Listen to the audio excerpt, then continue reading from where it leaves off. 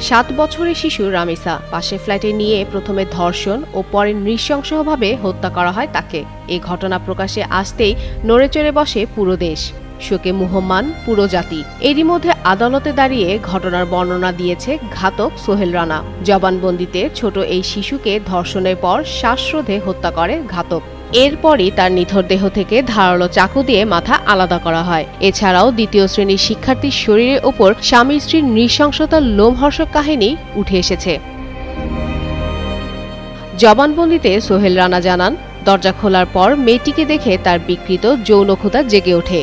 ওই সময় ইয়াবা আসক্ত হয় মেয়েটিকে ঘরে ডেকে বাথরুমে নিয়ে যায়। সেখানে তাকে জোরপূর্বক ধর্ষণ করা হয়। মেয়েটি তার বাবা মাকে বিষয়টি জানিয়ে দেওয়ার কথা বললে গোটা ঘটনা ফাঁস হওয়ার আতঙ্কে তাকে শ্বাসরোধে হত্যা করে। এক পর্যায়ে লাশ গুমে সহযোগিতায় এগিয়ে আসে রানার স্ত্রী। বুধবার ঢাকা মেট্রোপলিটন ম্যাজিস্ট্রেট আমিনুল ইসলাম জুনায়েদ তার জবানবন্দি রেকর্ড করেন।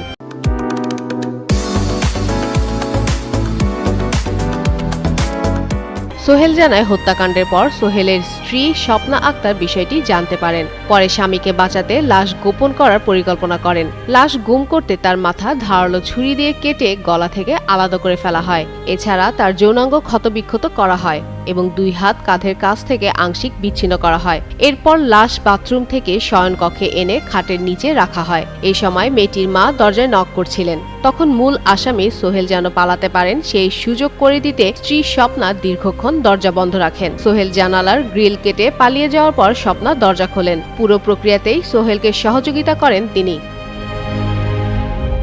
এদিকে সোহেল রানাকে ঢাকার চিফ মেট্রোপলিটন ম্যাজিস্ট্রেট আদালতে তোলার সময় আদালত চত্বরে উপস্থিত সাধারণ মানুষ ক্ষোভ প্রকাশ করে তার শাস্তির দাবি করেন। তার ফাঁসিরও দাবি জানান। একই ঘটনায় গ্রেপ্তার তার স্ত্রী স্বপ্না আক্তারকে কারাগারে পাঠানো হয়েছে।